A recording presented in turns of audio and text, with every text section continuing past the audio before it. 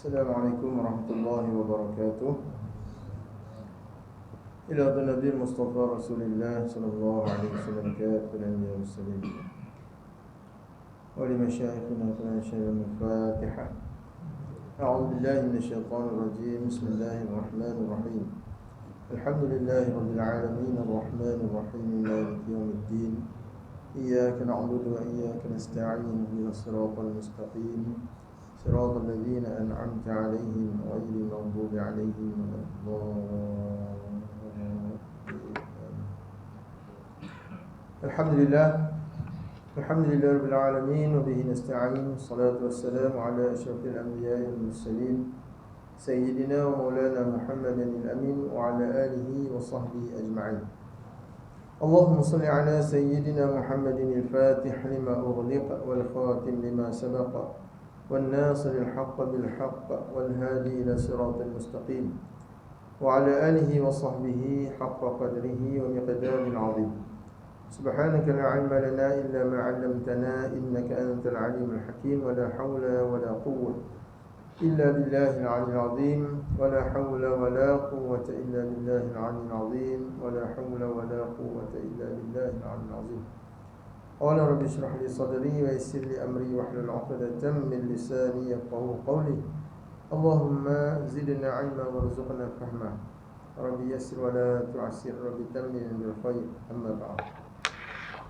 Tuan-tuan dan puan, muslimin muslimat, hadirin hadirat yang dirahmati Allah sekalian.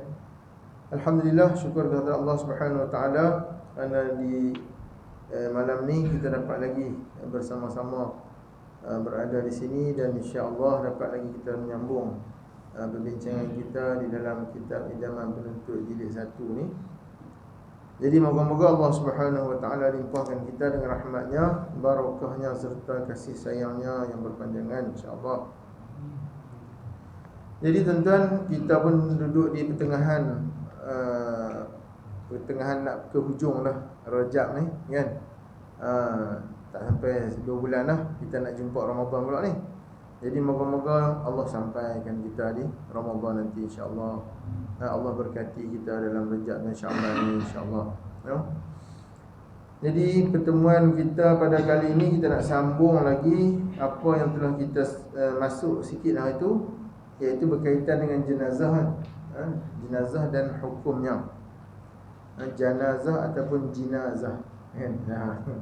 Kita sebut jenazah. Baik, hari tu kita dah masuk sikit sampai dekat bila orang sakit tu kan. Sampai dah orang yang ada di sekeliling dia tu baca, dianjurkan untuk kita membaca surah Ar-Ra'd kan, supaya memudahkan keluar rohnya tu kalau di saat-saat dia dah hampir dengan sakaratul maut tu kan, dalam keadaan mabuk mati tu. Jadi bila dah habis dah nyawa dia kan, kita pun tengok kalau tanda-tanda orang yang dah meninggal ni, satu tak ada denyutan nadi lah kan. Denyutan nadi tu tak ada dah. Cek di bawah tengkuk ni ke ataupun di tangan ni ke kan. Tak ada nadi. Cumanya biasanya kita cari orang yang ada autoriti lah kan. Kita panggil lah doktor untuk mai buat pengesahan. Kalau di rumah, kalau di hospital lah. Jadi bila ada hambak kata kan, ada mai hambak kata, jadi inna lillahi wa inna ilaihi raji'un. Ayat tu pun dia dilazim dengan orang kita ni, orang Melayu kita ni, adat, dia jadi adat. Ayat inna lillahi wa inna ilaihi raji'un tu dia kira mati ya. Kan? Sedangkan inna lillahi wa inna ilaihi raji'un tu Allah sebut kalau ada musibah kan, musibah yang kena pada kita ataupun pada orang yang kita dengar, ataupun berlaku apa-apa di sekitaran kita yang kita kata tak apa elok lah. Biasanya kita sebutlah inna lillahi wa inna ilaihi raji'un. Duk tengah elok-elok tiba-tiba elektrik tak ada kan, terpadam. tu inna lillahi wa inna ilaihi raji'un juga.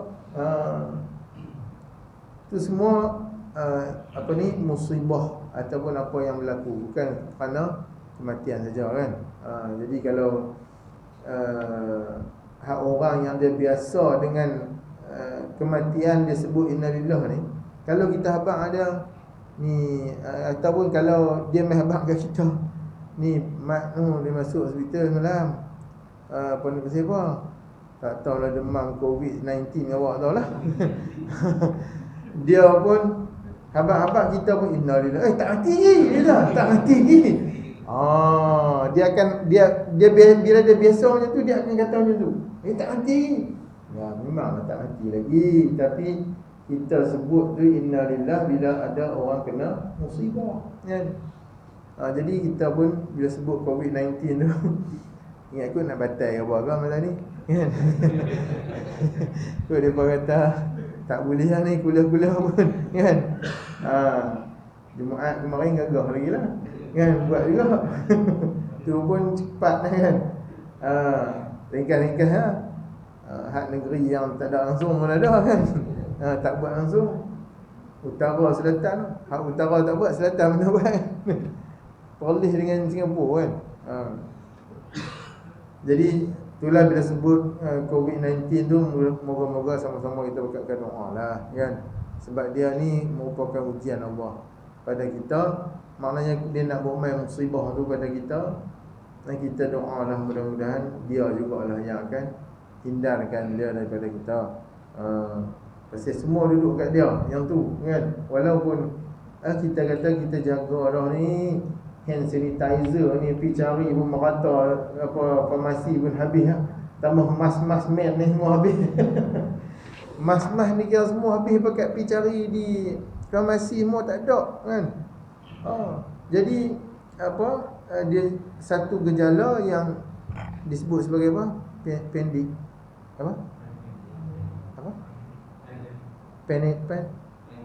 Pandemik. Pandemik tu kan. Pasal dia pandemik ni dia apa? Dia menyeluruh kan. Menyeluruh yang menyebabkan bahaya kepada ramai orang. Jadi apapun insya-Allah lah, sama-sama kita doa mudah-mudahan Allah selamatkan kita daripada perkara-perkara yang tak elok tu. Sampai elok ni pun ialah nak salam pun takut no? Nak salam pun takut. 2-3 hari lepas pergi buat ada kunjungan di Kuala Lumpur. Pergi dekat semua tempat pergi, semua kena tembok belakang lah. Kena tembok belakang. Kemudian semua berkata tak salam. Semua macam ni ya. Tapi bila sembang dah lama, bincang berapa, lebih kurang dah nak balik lah. Salam kat lah. Okey.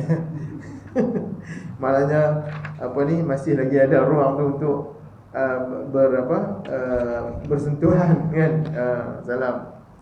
Jadi alhamdulillah, insya-Allah tuan-tuan, bila dah mati ni, bila dah tak ada dah roh di dalam badan, menyebabkan jasad saja yang tinggal. Yang mana jasad tu tak boleh nak meroik dah. Tak boleh meroik. Tahu meroik? Menguik kan? Menguik boleh mau.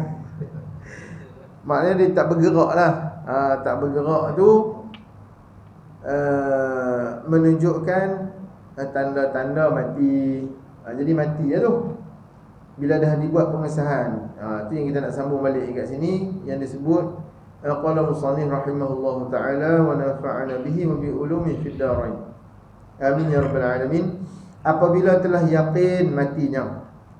Jadi yakin ni mesti kena dengan ada pengesahan daripada orang yang ada autoriti lah. Bukan kita setakat main tengok-tengok. Ada ni.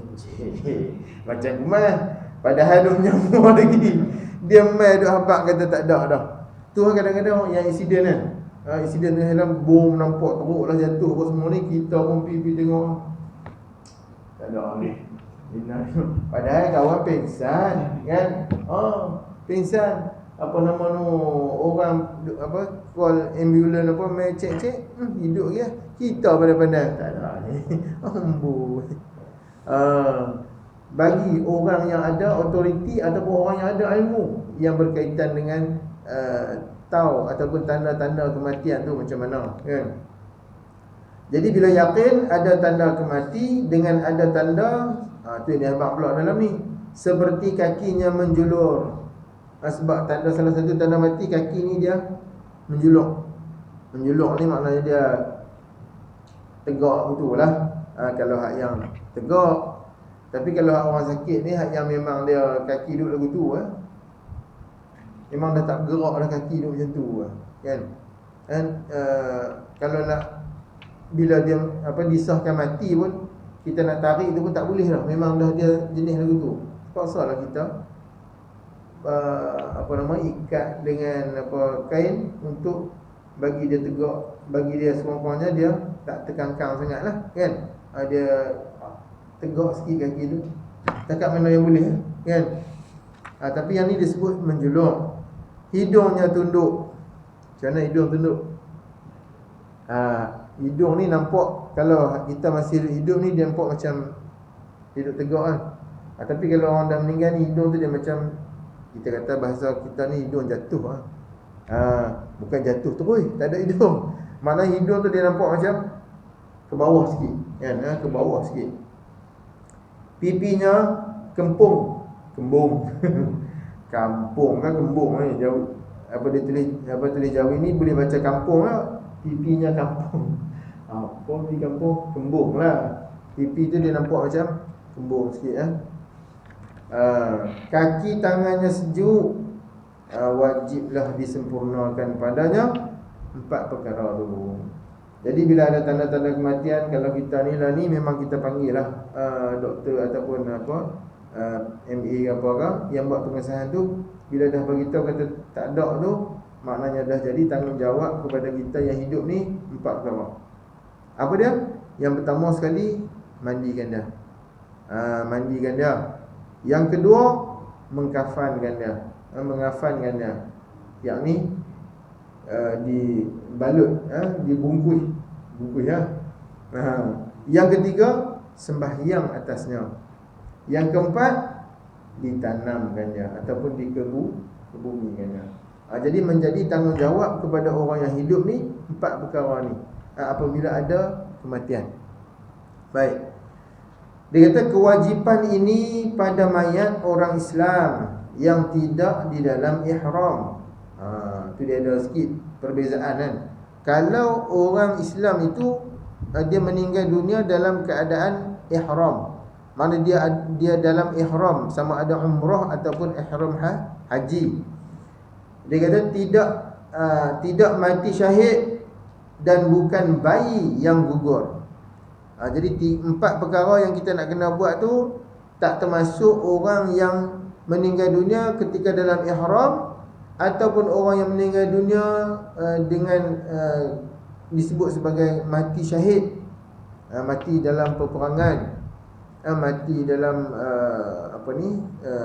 menegakkan, dalam berjuang untuk nak menegakkan agama Allah Subhanahu Wa Taala. Jadi syahid ni biasanya diletakkan dalam kategori yang tu yang pergi perang, kan. Dan bukan bayi yang gugur. Jadi bayi yang gugur ni dengan orang yang mati syahid dan juga orang yang mati dalam keadaan ihram ni, dia ada benda yang dia tak perlu buat daripada 4 perkara tu. Sama ada dia tak mandikan kalau syahid, ataupun dalam ihram, dia kalau tak kalau dalam ihram ni dia mandi kena juga. Apa dia yang tak ada tu? Tengok lain. Tak ingat lah. Baik, tak apa. Kemudian dia kata mayat kafir. Mayat kafir ni dia kata adapun orang kafir, sama ada kafir harbi, yakni kafir yang tiada dihormati, kafir yang yang boleh diperangi, yang tak dihormati, atau zimmi. Zimmi ni kafir yang membayar ufti kepada kerajaan, Mana kafir yang dia tak berperang dengan orang Islam, tapi dia duduk dalam negara Islam, dia bayar cukai ataupun ufti kepada kerajaan tu yang dia duduk tu. Jadi bila dia termasuk dalam kategori kafir ni, haram teruslah kita nak sembahyangkan dia. Haram disembahyangkan, harus dimandikan. Harus kita nak mandikan dia, boleh. Dan kafir zimmi wajib dikafankan dan ditanam. Kalau kafir zimmi ni dia kafan dan tanam, kan? Demikian juga kafir muamman, muamman ataupun kafir yang diberi perlindungan. Dia kafir tapi dia dilindungi oleh kerajaan, kerajaan lindung dia. Dan muahad, yakni kafir yang ada perjanjian persahabatan. Dia ada kategori-kategori itu. Jadi yang ni maknanya dia, kita boleh uruskan dia lah, tapi bukan secara macam orang Islam lah. Maknanya kita uruskan, tolong kafan, tolong ke bumi, boleh. Ataupun tolong mandikan dia, kita kapankan dia, lepas tu ke bumi dia. Dan ke bumi dia bukanlah di perkuburan orang Islam. Ke bumi dia ni di perkuburan orang yang seangkatan dengan dia lah. Maknanya kalau dia agama Buddha ataupun agama Kristian, diletakkan di perkuburan mereka lah. Manakala kafir harbi dan orang murtad, ini kafir harbi ni yang diperangi, kan, yang diperang dengan orang Islam, ataupun orang murtad yang terkeluar daripada Islam, tidak wajib dikafankan atau ditanamkan. Tak wajib. Mana kalau nak biar tu biar dia. Cuma harus saja. Jadi hukum dia harus. Jadi kalau biar pun busuk tu dia ambil apa ni, cari makan tu, mai sodok bubuh dalam lubang tu lah. Kiamat mana lebih kepada untuk nak bersihkan kawasan tu lah. Macam tu. Mana kalau kata nak mandikan dia, nak kapan elok-elok, tak ada. Yang ni jenis kafir harbi dan juga orang murtad yang keluar daripada Islam. Na'udzubillah, kan? Dari itu dia kata boleh diberi makan anjing. Boleh. Mana mayat-mayat depa tu, orang murtad dengan orang kafir tu, harbi tu, kafir harbi tu, bolehlah kita kerak-kerak bang, bagi kat anjing lah. Boleh. Ataupun macam ada dekat tempat mana dulu yang ada tengok dalam satu video tu kan, dia bagi burung apa? Burung lang yang besar-besar tu. Kan? Dia pergi ambil mayat, pituk tu, burung tu main buat kerja asal lah, kan? Kedekor tinggal tulang. La ilaha illallah. Tu mayat orang mana Allah alam kan. Tapi depa ambil mayat tu, diletak kat padang tu. Walaupun burung tu duduk dekat-dekat lah, tapi dia tak main lah dekat kita kalau hak hidup ni. Dia pergi makan yang jenis-jenis orang mati tu. Dia pun angkat letak mayat kat situ. Dia main lagi. Kedegong. Dia saat dia buat kerja, tinggal tulang. Maknanya orang kafir harbi ni dengan orang murtad ni, maknanya dia layak bagi makan macam tu kan. Mana bagi anjing makan pun boleh, bagi apa ni, burung lang tu pun boleh, kan?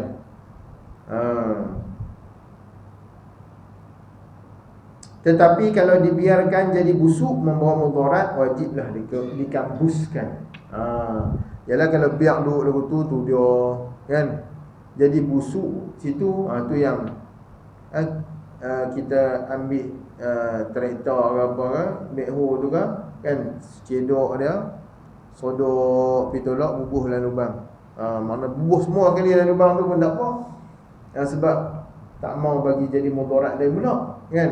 Dia mai busuk apa semua tu, penyakit pula mai nanti jadi kacau. Jadi tolak buang, kambuh buang semua lepas ni. Mana diuruskan dalam keadaan yang hina lah macam tu, kan? Kemudian mayat dalam ihram. Ni ada cerita mayat dalam ihram ni. Dia kata orang yang di dalam ihram masa mengkafankannya tidak boleh ditutup kepalanya jika laki-laki. Dia di situ Mana orang dalam ihram ni, kalau kita kafankan dia, tak payah tutup kepala ni. Sebab kalau dalam ihram ni memang kita tak boleh pakai kopiah apa-apa ataupun tutup kepala kan. Sebab kalau tutup kepala kena dam, dia denda. Tapi kalau pakai payung tak apalah kan. Payung kerana panas ataupun hujan pakai payung tak apa. Cuma tak boleh tutup kepala tu ambil kain tutup ataupun kain kafan tu, walaupun dah mati tak boleh juga kita nak tutup kepala dia tu. Mana kena biar terbuka. Dan tidak boleh ditutup mukanya jika perempuan. Jadi orang perempuan pun memang dilarang. Kalau dia dalam ihram tak boleh tutup muka. Maknanya bila mati pun sama, muka dia tak boleh tutup. Dan tidak harus digunakan benda-benda yang wangi. Maknanya kalau orang dalam ihram ni, walaupun dia dah meninggal, kerana wangi-wangian ni tak boleh dipakai bila berada dalam ihram. Sebelum ihram tak apalah nak sembah botol pun. Kan sebelum kita niat ihram tu, kita pakai ihram, kita nak pi niat di miqat ataupun dalam perjalanan daripada sini pun, katalah nak masuk Mekah tu miqat Qarnul Manazil ke apa kan. Jadi kita boleh bubuh siap-siap kan. Sebelum niat ihram tu,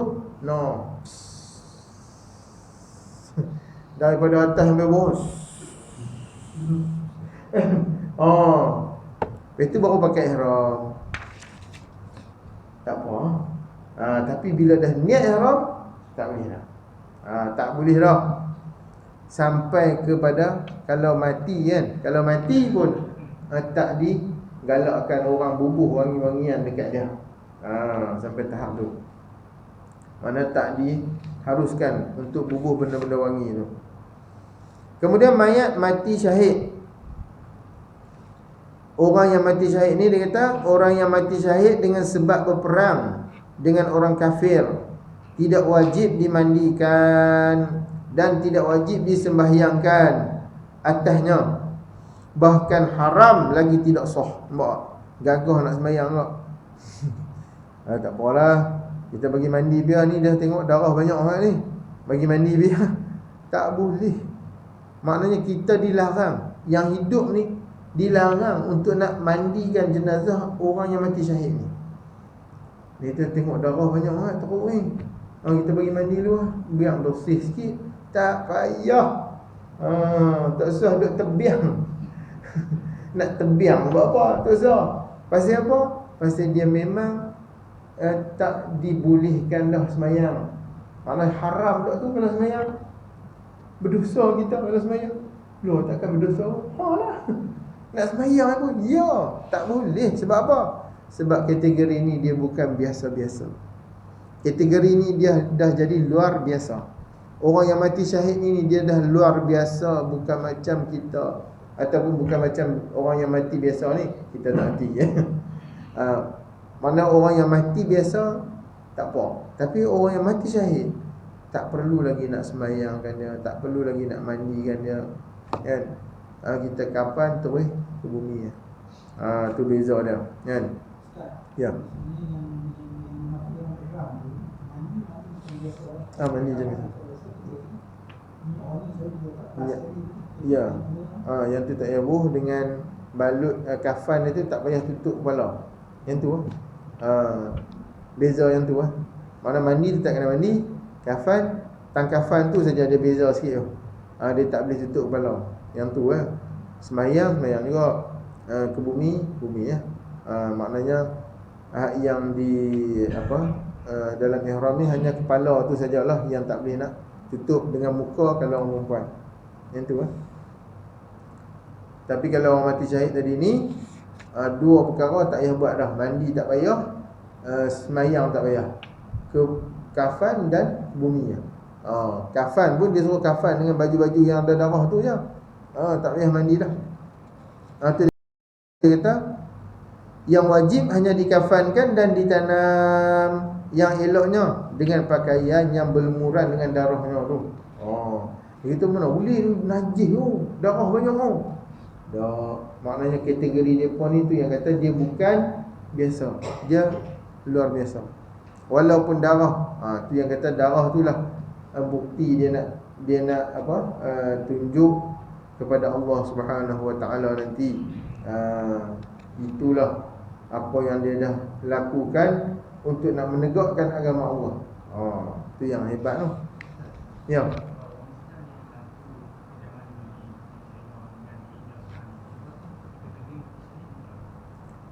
Dia ya. Cuma dia syahid apa nama ni? Kalau dia memang niat dia tu dia nak mempertahankan agama dan negeri yang dia duduk tu.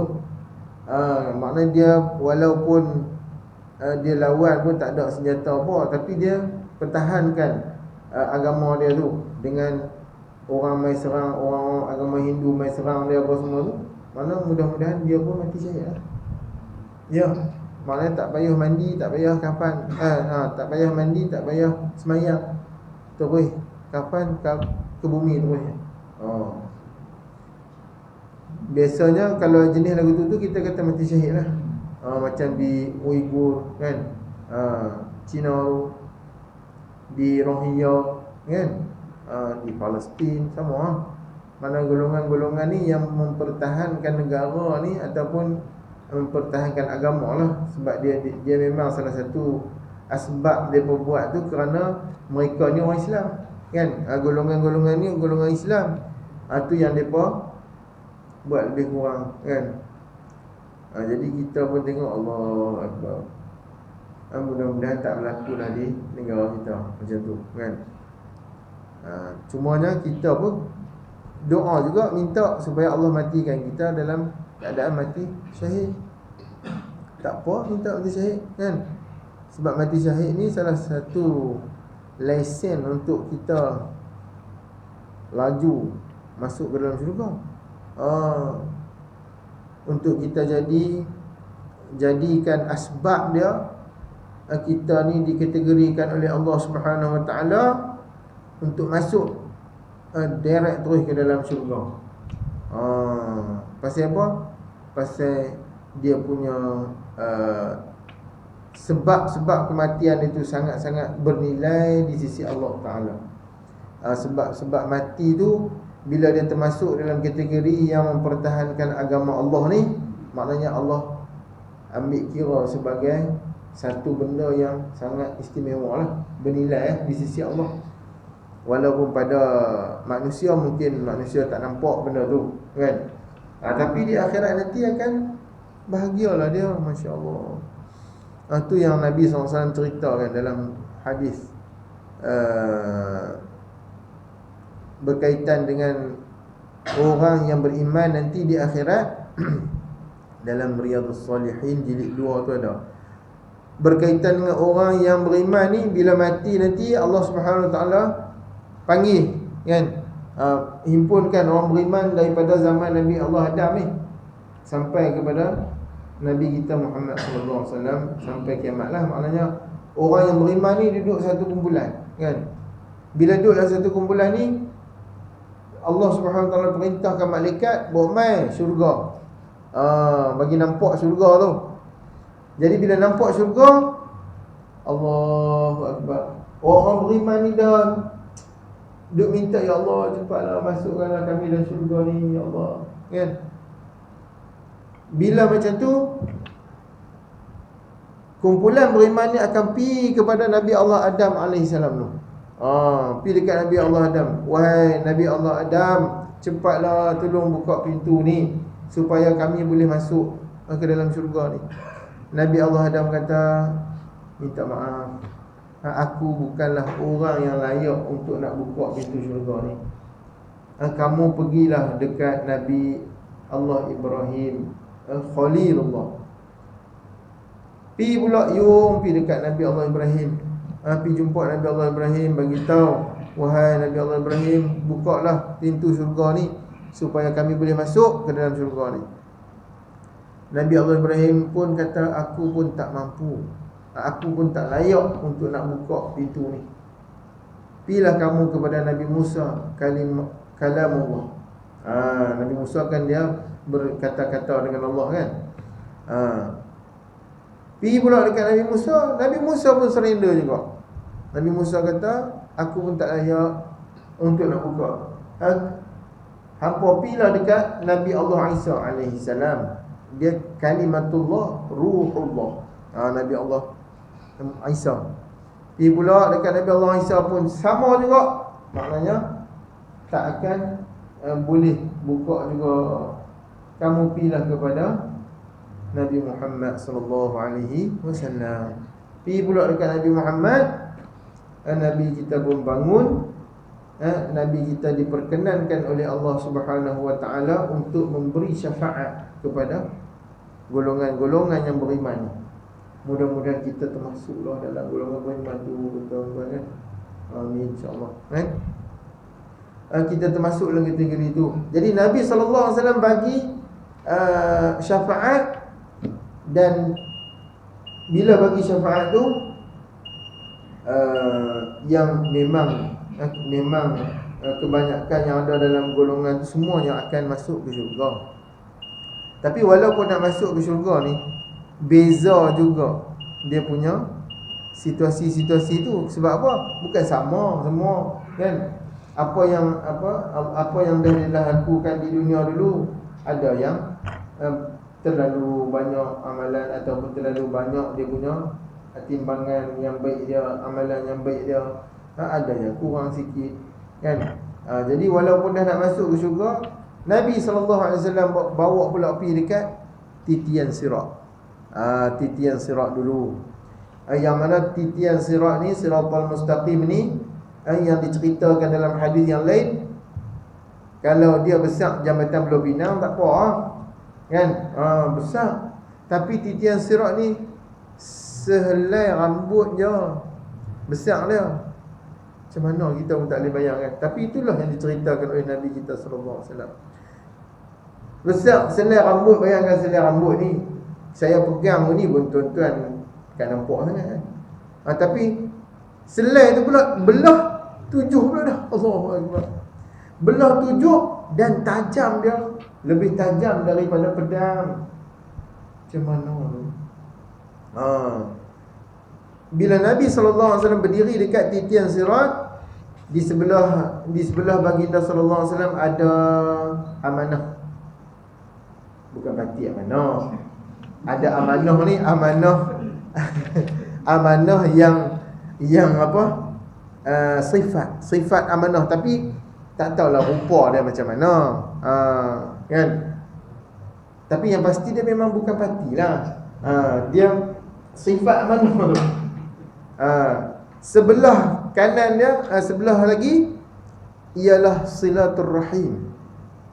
Silaturrahim maknanya hubungan silaturrahim yang telah dijalinkan oleh manusia-manusia ni macam mana. Mana dia akan ada dua tu.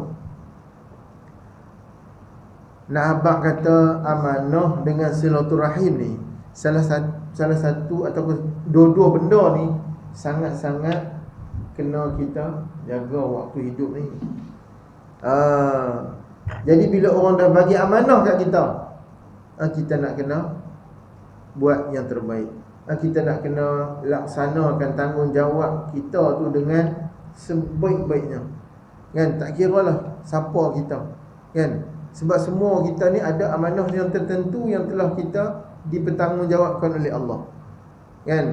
Kalau kita sebagai bapa, kita sebagai suami, kita sebagai ibu, kita sebagai isteri, kita sebagai anak, maknanya itu semua ada tanggungjawab yang memang kita nak kena laksanakan dengan terbaik.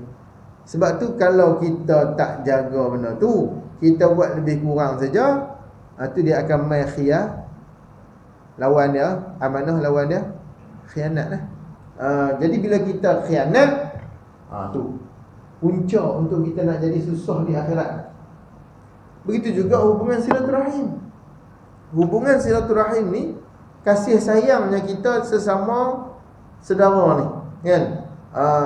dengan adik-beradik, kan, beradik-beradik, jiran, tetangga, kan, kawan-kawan, sahabat-sahabat, tak kira lah siapa pun. Maknanya kita memang kena jalinkan hubungan tu dengan yang terbaik. Dia tak boleh buat lebih kurang, kan? Tak boleh buat lebih kurang. Kita kata tak apalah, dia tak sangkut paut dengan adik-beradik aku, tak tegur dia, tak apa. Tak. Dia bukan duduk sini, tahu main mana tau. Biar pergi dia. Kita jenis tak mau nak apa? Apa salahnya kalau kita tegur, kan? Tak ada rugi pun sudut. Assalamualaikum, dari mana, kan? Ni dak bodoh. La ilaha illallah. Naik bas ke, naik kapal terbang ke, naik kapal ke apa, kan? Kadang duduk sebelah orang, wali ni kau sikit tu. Kawan duduk pegang telefon pun, kan? Wali kau. Tapi tak sembang apa. Tu. Apa salahnya? Assalamualaikum, dari mana, kan? Sila-sila ada benda yang kita kena dengan dia, kan? Ada projek apa? Kan? Sila-sila memang dia duk cari orang macam kita ke untuk dia nak buat projek dia tu, kan? Adalah benda-benda yang memang kadang-kadang Allah nak bagi ni betul lah. Jumpa Allah bagi tu, berjumpa atas bas. Ya Allah, rupanya Allah nak bagi rezeki kat kita dengan kita tegur dia. Dia habaq kata dia pun duk cari pekerja ke apa ke, kan? Allahu akbar. Tengok tu semua benda-benda betul tu. Yang sebab tu dia ada di waktu kita nak lintas sirat tu. Silaturahim dengan amanah. Dia ada di situ. Sebab tu Nabi kata ada yang melintas siratul mustaqim ni seumpama kilat. Sekelip mata saja. Sampai dah. Renyit mata sampai dah belah sana. Renyit mata pula boleh mai balik belah ni. Allahu akbar. Ada yang melintas sirat ni, Nabi kata seperti burung yang berterbangan. Burung terbang laju jugalah. Ada yang macam angin. Angin laju tu, kan? Ada juga yang melintas sirat ni macam seorang laki-laki yang kuat berlari sepantah-pantahnya. Tu ada juga. Dan ada yang melintas sirat dalam keadaan mengesat. Mengesat tu kira semua tu Nabi kata bergantung kepada amalan sewaktu berada di dunia ni. Tu yang mengesat, yang merangkak. Dan di sebelah kiri kanan sirat ini pula akan ada macam cakok-cakok. Akan ada macam cakok-cakok ni. Yang cakok-cakok tu bila diperintahkan oleh Allah Subhanahu Wa Taala supaya cakok siapa-siapa yang memang nak kena cakok ni, ada yang kena cakok tapi tak jatuh. Sebab apa? Yang bila jatuh itu jatuh ke dalam neraka. Ada yang dicakok dan jatuh. Nabi kata apa? Bila jatuh tu mengambil masa selama 70 tahun untuk nak sampai ke dasar neraka. Ya Allah. Jangan dia ingat tak sampai lagi 70 tahun ni. Boleh macam terjun. Dia ingat terjun apa yang terjun lah, kan? Duduk atas tu, duduk kursi ni, tak sampai lagi 70 tahun. Jatuh tu pun sebenarnya seksa dah. Jatuh tu pun sebenarnya on the way tu satu seksaan dah sebenarnya. Sebab neraka mana ada senang cerita neraka ni. Semua azab belaka, kan? Jadi bila 70 tahun tu baru nak sampai ke dasar tu. 70 tahun. Nabi kata Allahu Akbar. Sebab tu biarlah kita doalah mudah-mudahan Allah matikan kita dalam keadaan mati yang terutama sekali mati dalam husnul khatimah lah. wala takhtim alaina ya Allah bisu'il khatimah. Jangan mati kita dalam keadaan su'ul khatimah. Tapi kita nak minta, ya Allah matikan aku dalam keadaan mati syahid. Boleh, tak apa. Kan? Sebab itu yang kata dia ada kelebihan kalau kita dimatikan oleh Allah dalam keadaan syahid. Sebab tu kita tengok orang-orang yang semangat syahid ni, tu yang dia pergi ke Syria, kan? Dia pergi ke dulu Palestin, pergi ke Iraq, pergi ke Iraq dulu, kan? Pergi tu dengan niat nak mati syahid lah, nak mempertahankan agama Allah, kerana rakyat-rakyat di sana telah diperangi oleh musuh-musuh Islam lah, kan? Macam Palestin, memang dah ternyata dah Israel ni memang dia musuh Islam, kan? Dengan niat tu mudah-mudahan mati syahid semua lah. Walaupun sebenarnya kita ni pertahankan di negara tempat kita duduk ni, kita nak kena pertahankan dulu, kan? Walaupun kita kata di sana pun negara saudara kita juga, iyalah. Maknanya kalau kita tak mampu untuk nak pergi ke sana, kita doa lah, mudah-mudahan mereka semua diselamatkan oleh Allah, kan? Baik, itu mayat mati syahid. Kemudian bayi yang gugur. Bayi yang gugur di bawah umur 6 bulan, yang tiada diketahuikan hidupnya dengan menjerit atau bergerak atau bernafas, sedang rupanya pun belum ada. Jadi kalau bayi yang gugur ni maksudnya tak cukup bulan lah, kan? Dia masih dia ada dalam kandungan ketika 6 bulan ke bawah ni. Bila 6 bulan ke bawah ni, bila dia jatuh ataupun dia gugur,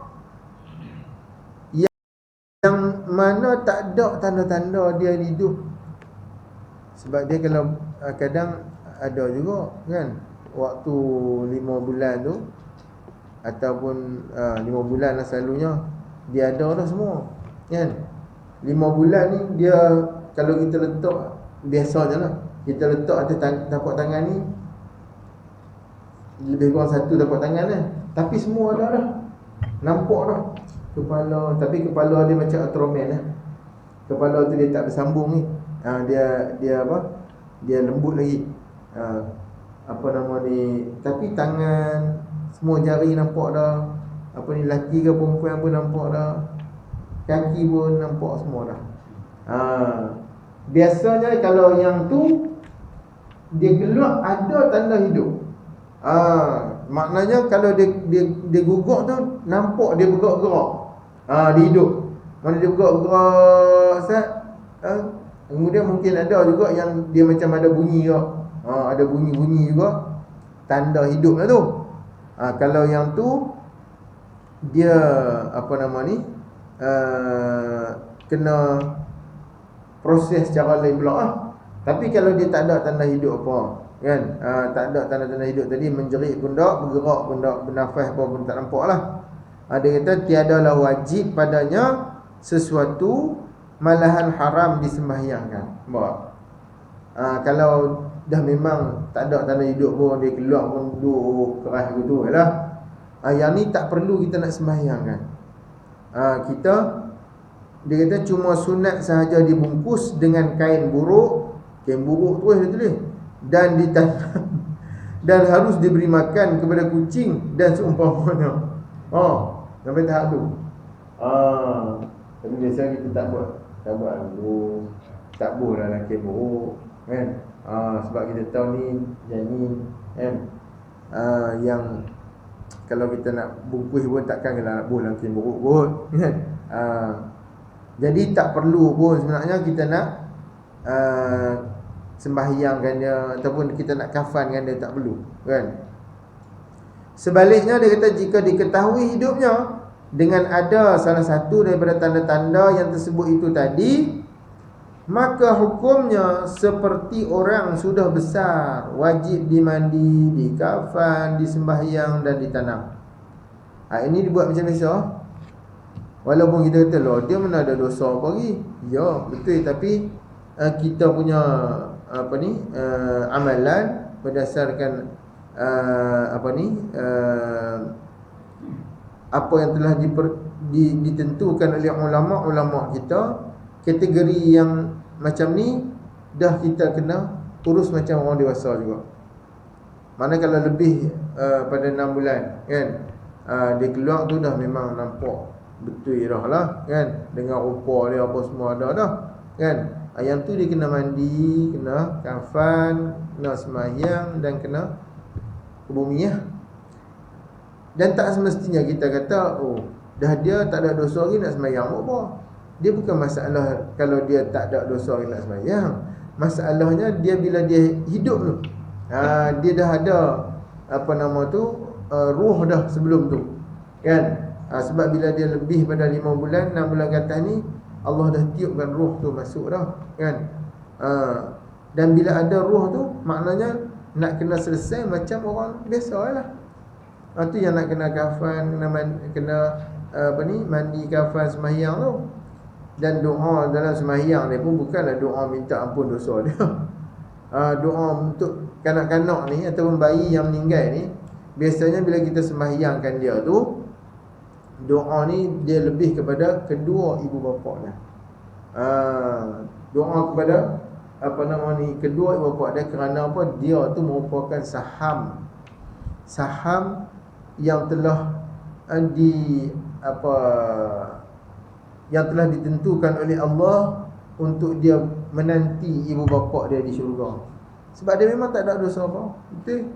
Itu yang doa lebih kepada ibu bapa tu, kerana dia dah ada saham-saham untuk dia di syurga. Masya-Allah. Sebab tu kalau anak Allah ambil waktu kecil apa semua ni, memanglah sedih kan. Tapi kita kena ingat, rupanya Allah nak bagi istimewa kat kita tu. Dia duduk tunggu kita di sana. Mana kita pun nak pergi sana kena betul hak mana hak tak betul ni. Sebab esok dia duduk tunggu mana mak, mana ayah kan, tak sampai-sampai. Tengok-tengok ayah Allah lepas pergi sana kan. Maknanya kita pun bila kita dah ada saham untuk di sana tu, mana kita pun betul kita pula, supaya kita ni boleh pi juga ke sana. Kan. Tu dia kata, adapun bayi yang gugur itu jika sudah sempurna umurnya 6 bulan, hukumnya sama macam orang sudah besar, wajib dimandi, dikafan, disembahyang dan ditanam juga. Sebab tu bila dia dah gugur tu dalam keadaan yang sempurna, umur dia 6 bulan kan. Sebab ada juga pendapat yang kata 4 bulan. 4 bulan pun dah. Tapi biasa 6 bulan ni dia memang sempurna dah kan. 6 bulan ni dia sempurna dah. Jadi bila dia 6 bulan ke atas ni, dibuat ataupun dilaksanakan 4 perkara tadi jugalah. Mandi, ke bumi, sembahyang dan kafan. Itulah situasi berkaitan dengan jenazah ni ataupun orang yang dah meninggal dunia ni. Kemudian mandi mayat, insya-Allah nanti kita bagi mandi pula nanti pada pertemuan yang akan datang insya-Allah kita sambung dengan mandi pula. Siapa volunteer nak mandi? Jadi tuan-tuan insya-Allah boleh ikut Ada soalan tanya kah? Ya.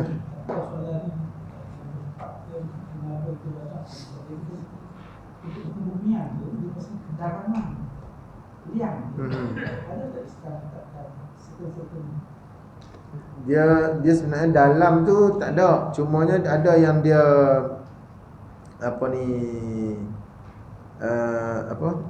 tentukan supaya adanya lahat ataupun kalau tak ada lahat digunakan keranda tu lah untuk tutup mayat dalam tu sebelum dikambuh. Kedalaman dia tu berdasarkan tempat juga. Mana tempat-tempat yang tertentu yang mana kalau kita kebumikan jenazah ni, maknanya dia tak mudah untuk naik semula lah, ataupun tak mudah untuk naik semula. Macam mana dia nak naik kan? Maknanya tak mudah untuk orang nak korek balik.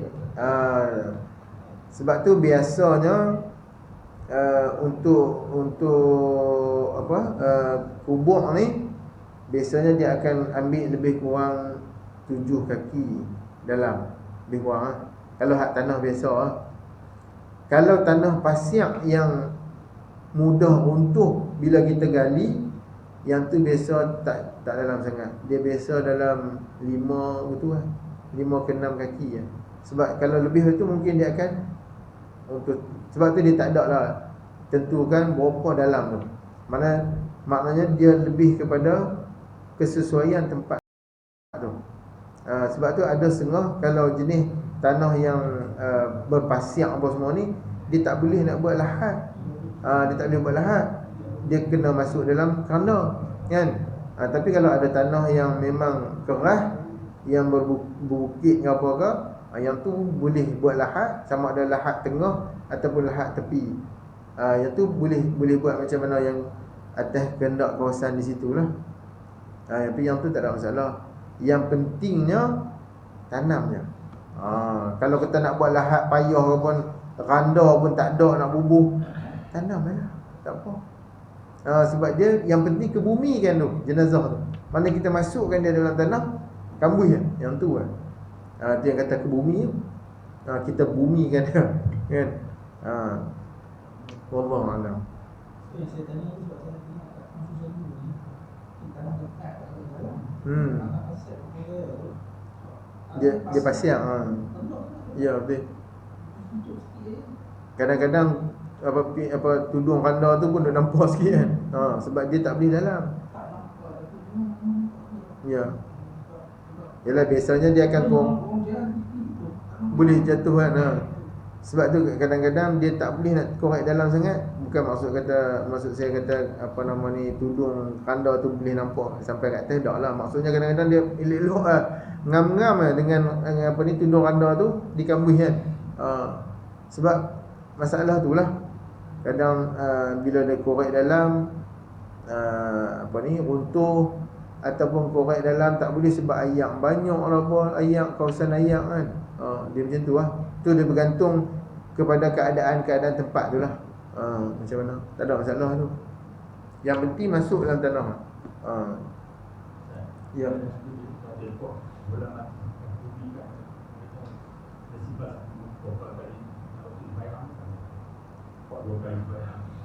Sebelum di bumi dia kalau meninggal ni sebab dia kalau ikutkan orang yang dah meninggal ni, dia minta supaya kita cepat masukkan dia ke dalam kebumikan dia cepat-cepat. Cuma kita tak dengar kan. Dan yang terbaiknya bila dah tahu kata meninggal, ada ruang sikit untuk ada anak-anak beranak apa ni, untuk nak bersama dengan jenazah tu seketika. Kalau kata dah boleh proses untuk nak uruskan dia terus dah, nak mandi, itu memang yang terbaik lah. Yang paling, kalau yang boleh secepat mungkin yang tu. Secepat mungkin. Dia tak ada lah. Maknanya kalau kita kata bila meninggal ni jangan lebih pada 3 fardu ke ataupun 4 fardu sembahyang ke, dia tak ada lah macam tu. Tak ada. Tapi kalau yang terbaik tu kita percepatlah. Kita segerakan uruskan jenazah tu. Sebab tu kebanyakan lah ni kalau meninggal petang, ada setengah-setengah tempat dia memang boleh uruskan malam tu juga untuk dikebumikan. Kecuali ahli keluarga ni lah yang nak tunggu balik mai jauh lah apalah yang tu kan. Sebab kadang tunggu balik mai jauh bukan buat apa pun kan. Balik-balik mai Riau kan. Lah tak tunggu hang tak apa. Hang Riau di sana tak apa. Tapi yalah kita kata nak tengok buat kali terakhir ni kan. Tak apalah tengok tu. Tapi janganlah duk pulang Riau sangat. Memanglah kita sayang, kasih orang yang dah pergi tu, tapi kita hantarlah, kita bagilah kat dia apa-apa yang sepatutnya. Jangan duk Riau saja kan. Ni balik Quran pun semua tak baca kan. Orang lain dia baca Quran. Yang anak beranak tak baca Quran. Pergi duduk sembang pada. Cik panggil orang lain, orang kampung pula yang duduk mengaji dekat jenazah pak dia ni. Cik dia duduk di luar. Sembang dengan orang kampung baru sampai. Kan. Baru sampai. Sembang. Nampak hang. Masuklah pergi baca Quran. Bila lagi nak baca? Nak baca apa? Tak kerti dia tak. Penyakit tu banyak kan. Lagi satu bila sebut dah ni, sebelum kita pergi lagi, takut terlupa nanti kan, ataupun takut mati dah, tak ada nak abang. Abang siap. Kalau boleh tuan-tuan, kita kena ada satu kursus sembahyang jenazah ni. Panggil anak-anak Korea ni, dia dalam kampung tersusun semua. Wahai rakyat kampung tersusun, hari ni, minggu ni kita akan buat kursus sembahyang jenazah. Wajib semua turun. Siapa tak turun kena balun. Kan? Kena buat ke tu? Bukan nak balun tu tak lah. Maksudnya kita nak kena ajak supaya bagi reti benda tu. Pasal apa tahu duk tengok Allah sedih. Bawa mayat mak ke ayah ke ni pulun usung ni sampai masjid. Cik pas kau atas. Kan. Itu anak-anak ni semua duduk bawah. Dia balik jauh ni. Mak tak ada pula. Padahal orang nak sembahyang jenazah mak dia. Allahu Akbar. Sepatutnya itulah. Naiklah. Anak tu sepatutnya pergi jadi imam. Terus ada bagi tu imam tu jadi imam. Buat rampasan kuasa pada masa tu lah. Yang ni bukan pintu belakang ke depan ke, dia pergi rampas ke depan tu kan. Dia pergi ambil mikrofon tu pun dia kata ni saya anak ni, saya nak imamkan mak saya ni yang dah meninggal. Tok imam tak cakap banyak dia bagi terus mikrofon tu. Itulah yang sebenarnya yang kita nak. Sebab tu kena ada satu masa yang kita kena buat untuk latih supaya anak-anak Korea ni dia pakat sekurang-kurangnya dia boleh sembahyang jenazah tu. Sebab kebanyakannya bila pergi hantar dekat masjid, dia pun pakat duduk ke bawah aja. Allah sedihnya.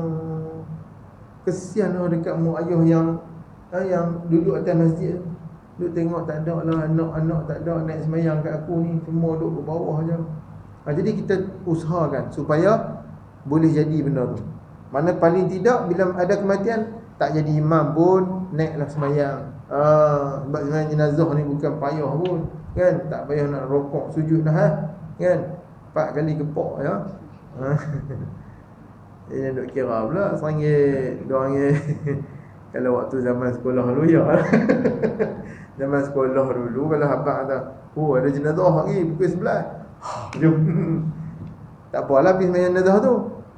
Waktu sekolah ni kadang-kadang gitulah dia niat nak dapat 4 kali kepok tu. Dulu RM2 RM5. Allahu Akbar RM5. RM1. Allahu Akbar RM1.5. Allahu Akbar RM2. Jadi Tapi roti lah juga baca-baca dalam 4 kali kepok tu. Tu pun ada kawan yang dia pergi sampai 3 round pun ada. Dia pi keluar pintu tu, dia masuk pula, pi keluar pintu ni pula. Dah kawan duk bagi belah ni ada, belah nu pun ada depan, dia balas lagi kono. 3 sampul ni. Allah Akbar. Tu zaman sekolah. Tak apalah yang tu kan. Tapi bila main tua-tua ni alhamdulillah pakat jadi orang-orang belaka lah. Itu insya-Allah tuan-tuan. Mudah-mudahan Allah bagi kekuatan tu kat kita untuk kita cuba set up untuk buat kursus-kursus ataupun benda-benda yang bersangkut dengan sembahyang jenazah ni, bagi reti kan, bagi reti. Wallahu alam. Insya-Allah takat tu dulu. Mohon ampun dan maaf kalau ada tersalah kata-kata saya, terkasar bahasa saya. Moga Allah Subhanahu wa taala ampunkan kita semua insya-Allah. Aqulu qali hadza wa astaghfirullah li wa lakum ولسائر المسلمين والمسلمات إنه هو الغفور الرحيم. الفاتحة. أعوذ بالله من الشيطان الرجيم. بسم الله الرحمن الرحيم. الحمد لله رب العالمين الرحمن الرحيم مالك يوم الدين إياك نعبد وإياك نستعين اهدنا الصراط المستقيم صراط الذين أنعمت عليهم غير المغضوب عليهم ولا الضالين آمين. بسم الله الرحمن الرحيم. الحمد لله رب العالمين، والصلاة والسلام على أشرف الأنبياء والمرسلين وعلى آله وصحبه أجمعين. اللهم افتح علينا فتوح العارفين بحكمتك، وانشر علينا من خزائن رحمتك، وذكرنا ما نسينا وعلمنا ما جهلنا برحمتك يا أرحم الراحمين. رضينا بالله ربا وبالإسلام دينا وبسيدنا محمد نبيا ورسولا. اللهم اجعل جمعنا هذا جمعا مرحوما، وتفرقنا من بعده تفرقا معصوما. صلى الله عليه وعلى آله وأصحابه أجمعين. الحمد لله رب العالمين. سبحانك اللهم وبحمدك أشهد أن لا إله إلا أنت أستغفرك. بسم الله الرحمن الرحيم. العصر إن الإنسان لفي خسر إلا الذين آمنوا وعملوا الصالحات وتواصوا بالحق وتواصوا بالصبر.